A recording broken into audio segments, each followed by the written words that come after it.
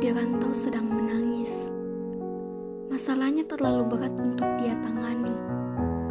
Pengen banget bercerita langsung kepadamu, tapi aku khawatir kau akan panik. Lagi-lagi perasaanku dipatahkan dunia, Bu. Lalu aku merenungkan kejadian di masa itu, dan ku bertanya dalam hati, apakah kejadian itu akan terulang kembali?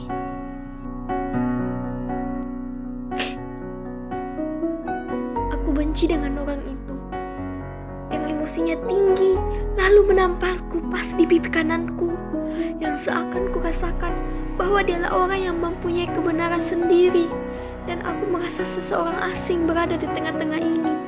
Tangisku tak seberapa untuk lukanya, tapi harga diriku di mata mereka yang seakan-akan aku adalah pembawa masalah. Lalu aku dikerumuni mereka yang spontan pikiranku mengingatkanmu bahwa kau sedang tidur lelap di tempat tidurmu dan aku sedang tidak baik-baik. Tubuhku gemetar saat itu. Kata-kata yang terlontarkan kepada diriku nyaris tidak aku dengar, karena begitu kerasnya tamparan tangan kanannya yang seakan mendayung mengambil awalan sekencang-kencangnya.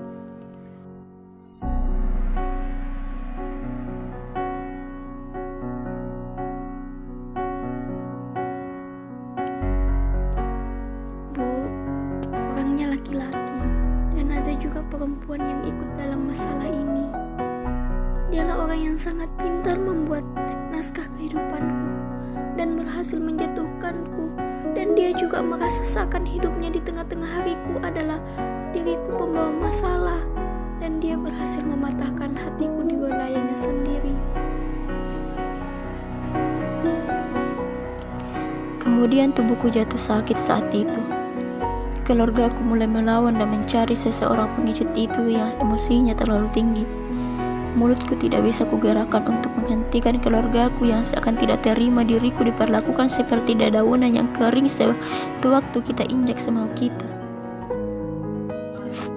Dan keesokan harinya, aku terbangun di tempat tidurku. Kemudian kulihat wajahku di cermin.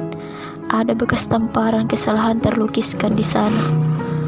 Air mataku mengalir deras dan berkata dalam hati, jika memang Tuhan mengirimkan masalah ini untuk diriku, maka izinkan aku untuk berusaha ikhlas, karena bagiku, Kau adalah Tuhan yang merencanakan semua ini.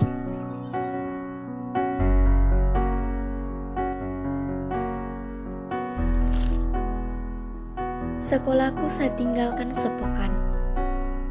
Keluargaku di kampung menyuruhku pindah, tapi kakakku ngotot tidak mau.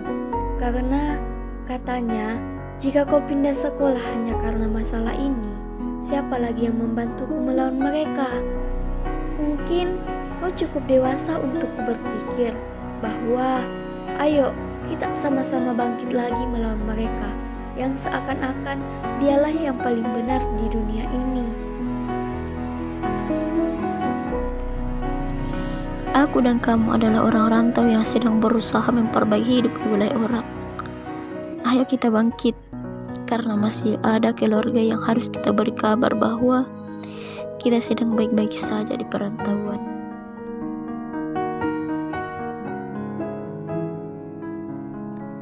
Kau tahu hidup yang penuh dengan kekerasan, maka kita juga harus memperbaiki langkah kita untuk hidup lebih baik lagi. Kita adalah orang asing yang hidup di perantauan, mencari jati diri kita, dan aku adalah orang yang harus mengingatkanmu bahwa tidak semua orang harus kita samaratakan. Ada kalanya kita harus menggenggam sendiri masalah kita daripada menceritakan kepada seseorang yang hanya numpang sok peduli, padahal dia hanya belajar untuk menjatuhkan diri kita sendiri.